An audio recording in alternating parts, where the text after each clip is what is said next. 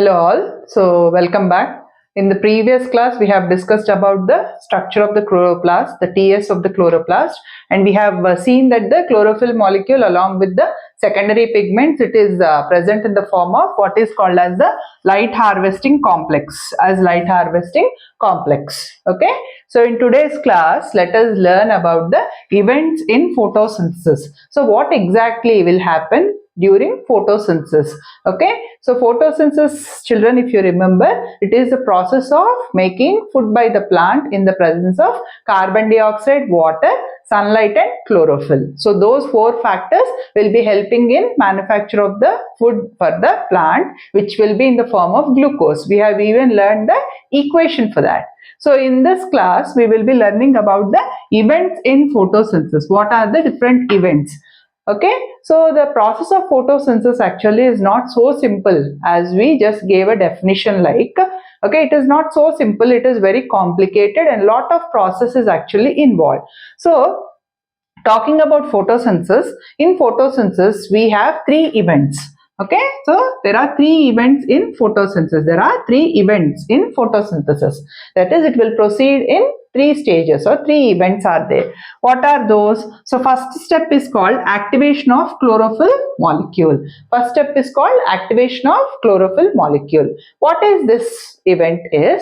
In the first step, what will happen? So we have seen that leaf will contain cells. Within the cells we have the chloroplast, and chloroplast is having all the pigments within that. So chlorophyll is the main pigment and there are several other accessory pigments like the carotene, xanthophylls. Okay, other pigments are there which will be the secondary pigments. So what will happen in this particular step is all the secondary pigments which are there will trap the light, that is the photon particles, and will supply it to the chlorophyll molecule. So the chlorophyll molecule that is there will absorb the light energy in the form of photons. Okay, so it will take up the light energy in the form of photons being supplied by all the accessory pigments which are present surrounding it. So this chlorophyll molecule which have received the light energy, it will get excited. So it is now activated chlorophyll. So a normal chlorophyll molecule will absorb light which will be in the form of photons with the support of the secondary or the accessory pigments and will get excited. Okay, this is the excited chlorophyll molecule, or it is called the oxidized chlorophyll molecule. So when the chlorophyll is getting oxidized, what it will do? It will release some energy during this excitation process. Okay, so once it gets oxidized, it will release some energy out of this particular stage. Once it is activated chlorophyll will also release some energy. So this energy that is released would be helping out in the second step, that is conversion of light energy to chemical energy. So the energy that is released during the activation of the chlorophyll molecule, it will be used for splitting of water molecules, which will be called photolysis. This is a very important question that will be asked in the exams. What is photolysis? Photolysis is nothing but splitting of water molecules into H+, that is hydrogen ions, and OH minus, that is hydroxyl ions, in the presence of light energy is what is called as photolysis of water. So the energy that is produced in the first step because of activation of the chlorophyll molecule will be utilized for breaking the water molecules, and it will be releasing the ions H+ and OH minus. So what will happen to these ions is the H+ ions that are produced, they will be utilized in conversion of a molecule called as NADP, which stands for nicotinamide adenine dinucleotide phosphate, into NADPH. So children, if you remember, whenever H gets added, it is called the reduced form of the molecule.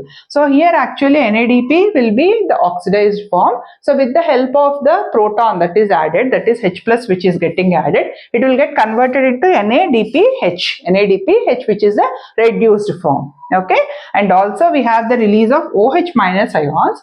Okay, these OH minus ions, what they are doing? They are helping in formation of water and oxygen. So water will be utilized by the plant and oxygen will be released into the atmosphere. So in the equation, if you remember, we have written oxygen as the byproduct of photosynthesis. So where from oxygen is coming would be the question. It will be coming from the water molecules. It will be coming from the water molecules. Okay, so be clear with this step. So first step is called activation of chlorophyll molecule. The chlorophyll molecule that will be present in the light harvesting complex along with the photons that is provided by all the accessory pigments, it will get activated. So once it is activated, some energy will be released. That energy will be helping in splitting of the water molecules, which will be called photolysis of water. Why it is called photolysis? Photons are light particles and lysis means breakdown. So breakdown of water is taking place in the presence of light. So this particular step is called as photolysis of water. So it will be splitting water molecules into H plus and OH minus ions, and the H plus ions will be mainly converting a molecule called as NADP, nicotinamide adenine dinucleotide phosphate, into a reduced form, that is NADPH. And also the OH minus ions which are formed by splitting of water molecules will be forming water and oxygen. The oxygen that is formed will be released into atmosphere, and the water molecules which are there will be utilized by the plant. So this is the overall event, and we have written conversion of light energy to chemical energy would be the second step. That is, whatever is the light energy that is being trapped by the chlorophyll molecule in the second stage, it is getting converted into products like NADPH, and also it is also getting converted into a molecule. Also it will help in formation of what is called ATP. So what does ATP stand for? ATP stand for adenosine triphosphate. Adenosine triphosphate. If you remember in your 9th class, you have learned that ATP is the energy currency of the cell. When we were learning about mitochondria, we learned that it is the energy currency of the cell. So this particular ATP, actually it will be present in the form of ADP initially. Okay, so ADP stands for adenine dinucleotide phosphate. Adenine dinucleotide phosphate. So in this particular step, when water molecules are getting split, and by the end of this second step, what will happen is NADP gets converted into NADPH, and ADP will get converted into ATP. ADP will get converted into ATP. So here, children, you have to remember that in the second step, photolysis takes place, and one more important thing what you have to remember is ATP and NADPH, which are formed by the end of the second event. Okay, they are called the assimilatory power of the light reaction. They are the assimilatory power. They are called the assimilatory power. That is, these two molecules will be utilized in the next step. That's why that is called assimilation, means something getting stored. So this is the stored power which is getting used for the third reaction. There may be a question usually asking about what is the assimilatory power, means these two molecules you should write down, or what are the end products of light reaction, they may ask. The answer would be ATP and NADPH. Okay. So after the two events, the third event is reduction of carbon dioxide to carbohydrate. Reduction of carbon dioxide to carbohydrate. So we know that carbon dioxide is the molecule which is playing a key role in photosynthesis. So during this third step, what will happen? Carbon dioxide, okay, will get converted into your carbohydrate, that is glucose. Okay, so many such glucose molecules will be produced, and all of them, they gather together to form starch in the plant. So our food, okay, in the plant will be stored in the form of starch. Actually, it will be stored in the form of starch, which is a big polysaccharide. Many units of glucose get attached and it will be forming what is called as starch. So there can be a question asking, okay, what is the carbohydrate that is stored in the leaves of the plant? Is starch would be your answer. Okay, though here you are writing it as glucose, many molecules will get accumulated because photosynthesis takes place throughout day. Where till sunlight is present, it will be continuing throughout the day. So many molecules will gather and they form what is called as the starch. Okay, so like this we have the three events: activation of the chlorophyll molecule, and then next is conversion of light energy to chemical energy. Main event is photolysis. This is also called Hill reaction because Robert Hill has given this particular reaction. He has observed this particular reaction and gave this reaction. And the third one is reduction of carbon dioxide to carbohydrate. So these are the three events. And when we talk about stages, there are two stages in photosynthesis, we say. One is called light reaction. First stage is called light reaction, and the second stage is called as dark reaction.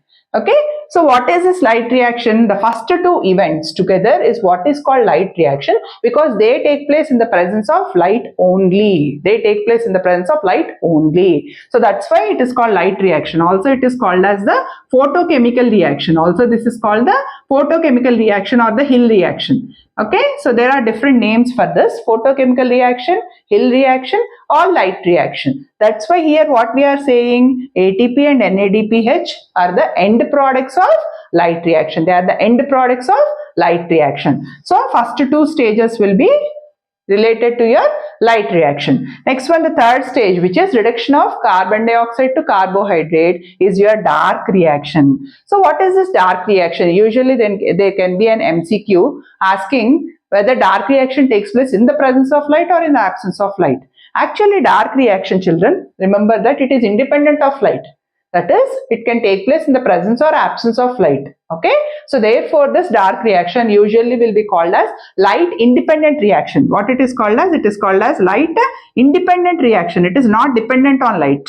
Okay, it is called light independent reaction. So this is dark reaction. Also this particular step is called the Kelvin reaction. It is called the Kelvin reaction. The third step is called as the Kelvin reaction, it is called. Okay, so like this we have three stages, okay, or three events in chlorophyll, three events in photosynthesis rather, and there are two stages. Okay, there are two stages, that is light reaction, dark reaction, and there are three events in the process of photosynthesis. So like this you can just remember, this is very, very important from examination point of view. Any question can be asked. So that by the end what we are observing is, okay, in the process of photosynthesis, chlorophyll molecule is playing a key role. Okay, we have water which is playing a key role, we have carbon dioxide which is playing a key role, and mainly, okay, we have the photons, that is light is playing the key role, which are the raw materials for photosynthesis. And finally we have our product here, which is glucose. So like these, the events in photosynthesis finally